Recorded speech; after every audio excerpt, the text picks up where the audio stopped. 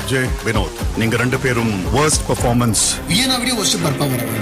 Big பாஸ்ல இன்னைக்கான 3வது ப்ரோமோவை ரிலீஸ் பண்ணிருக்காங்க. அதுல வியானாவும் எஃப்ஜேவும் 2 பேர் சேர்ந்து பிளான் பண்ணி இந்த வாரத்துக்கு நம்ம வந்து ஒஸ்ட் பெர்ஃபார்மர் வாங்கலாம், கடைசியா ஜெயிலுக்கு போய் 2 பேர் சேர்ந்து ஃபன் பண்ணலாம், பக்கத்துல படுத்து தூங்கலாம் அப்படிங்கிற மாதிரி எல்லாம் செம்மையா பிளான் போட்டு 2 பேரும் பாத்தீங்கன்னா வேற மாதிரி ஒரு பெர்ஃபார்மன்ஸ் வந்து கொடுத்துட்டு இருந்தாங்க. ஆனா ட்விஸ்ட் என்ன அப்படின்னு பாத்தீங்கன்னா, ஒட்டுமொத்த ஹவுஸ்மேட்ஸும் வேற மாதிரி ஒரு டிசிஷன் எடுத்து வேற ஒருத்தரை ஜெயிலுக்கு அனுப்பிச்சிட்டாங்க. இருந்தாலும் எஃப்ஜேவும் வியனாவும் 2 பேர் சேர்ந்து ஜெயிலுக்கு போனாங்கன்னா அவங்களோட அலப்பறை எல்லாம் தாங்கவே முடியாது. ஏன்னா அவங்க உண்மையிலேயே அப்படி இருந்தா பரவாயில்ல, அதுக்கப்புறம் இந்த லவ் ட்ராக் நல்லா போகுது அப்படின்னு சொல்லி அடுத்த வாரமும் வியனாவும் எஃப்ஜேவும் கண்டினியூ பண்ண வச்சிருவாங்க.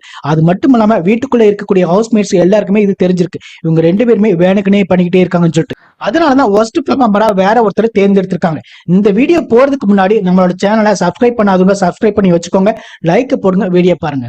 பிக் பாஸ்ல இன்னைக்கு இன்னொரு முக்கியமான விஷயம் நடந்திருக்கு. அது என்ன அப்படின்னு பாத்தீங்கன்னா, ஹாஸ்டல் பெஸ்டா ஸ்கூல் பெஸ்டா அப்படின்னு சொல்லி கேட்கும்போது ஸ்கூல் தான் பெஸ்ட் அப்படின்னு சொல்லி பிரின்சிபலுக்கு, அதுக்கப்புறம் அமித் அவர்களுக்கு, அப்புறம் கனி அக்கா, அவங்க 3 பேருக்குமே வந்து பாத்தீங்கன்னா ஸ்டார் வந்து பாத்தீங்கன்னா கொடுத்திருக்காங்க.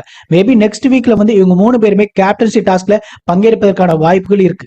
இதுல அஃபெக்ட் ஆக போறது யாருன்னு பாத்தீங்கன்னா பார்வதி தான். ஏன்னா அவ்வளவு உழைச்சிருக்காங்க இந்த வாரம் ஃபுல்லா, ஆனா துளி கூட மதிக்கவே இல்லை ஹவுஸ்மேட்ஸ் எல்லாருமே. ஆனா மக்கள் புரிஞ்சுப்பாங்க, இந்த வாரம் பார்வதிக்கு சரியா புகழைனாலும் அடுத்தடுத்த வாரங்கள ரொம்ப பாசிட்டிவா மக்கள் கிட்ட அமையும் அப்படிங்கிற மாதிரி தான் தெரியுது. ரெண்டாவது என்னன்னு பாத்தீங்கன்னா, இந்த ஒர்ஸ்ட் பெர்ஃபார்மர் அப்படிங்கறத வந்து பிக் பாஸ் வந்து எப்படி நிர்ணயிக்கணும் அப்படிங்கறது வந்து சொல்லியிருக்காரு. இவங்களுடைய பெர்ஃபார்மன்ஸ் வந்து என்ஜாய் பண்ணிருக்க மாட்டீங்க அப்படின்னா ஒர்ஸ்ட் பெர்ஃபார்மர் யாரு அப்படிங்கறத நிர்ணயிக்கணும் அப்படிங்கிற மாதிரி பிக் பாஸ் வந்து சொல்லியிருக்காரு.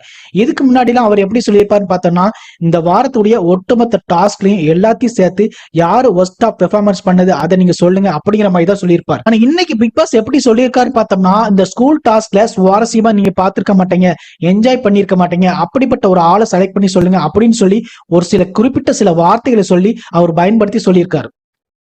இப்ப ஹவுஸ்மேட்ஸ் வந்து யாரை தேர்ந்தெடுக்கணும், அப்ப யாரை சொல்லணும் அப்படிங்கறத வந்து பிக் பாஸ் அவர்களே ஒரு ஹிண்ட் கொடுத்து எந்த தகுதியோட அடிப்படையில வந்து நீங்க ஒஸ்ட் பெர்ஃபார்மரை தேர்ந்தெடுக்கணும் அப்படிங்கறத வந்து சொல்லியிருக்கிறார். அப்ப அந்த இடத்துல வந்து பாத்தீங்கன்னா நிறைய பேர் வந்து நிறைய ஹவுஸ்மேட்ஸ் வந்து எஃப்ஜேவோட பேர் தான் சொல்றாங்க.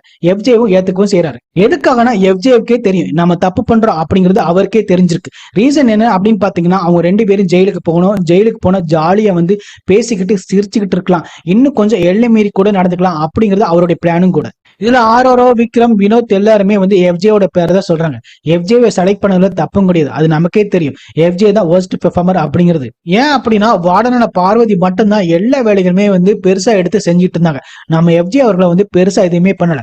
கையில அடிபட்டுருச்சு, இருந்தாலும் வந்து அவர் அடிபட்டதுனால ஒரு சில விஷயங்களை வந்து பண்ணிருக்கலாம், சில விஷயத்தை வந்து கொஞ்சம் கொஞ்சமா வந்து பண்ணிருக்கலாம், சப்போர்ட்டும் கொடுத்துருக்கலாம். ஆனா அந்த மாதிரி எதுவுமே பெருசா பண்ணவே இல்லை. அப்படின்னு பார்த்தோம்னா எஃப்ஜே அவர்களுக்கு கொடுக்கப்பட்ட தண்டனை வந்து சரிதான்.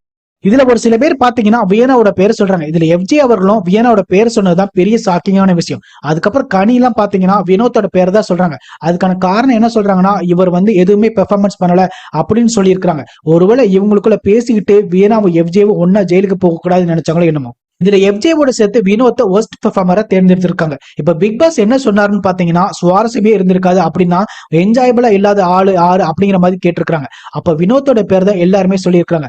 ரீசன் என்ன அப்படிங்கிற மாதிரி சொல்லியிருக்காங்கன்னா, இவர் வந்து பயங்கரமா பாட்டு பாடுவாரு, பயங்கரமா வந்து கவுண்டர் கொடுப்பாரு, ஆனா இந்த வாரத்தை பெருசா எதுவும் பண்ணல அப்படிங்கிற மாதிரி பாத்தீங்கன்னா இந்த வாரம் அவர் நாமினேட் பண்றாங்க.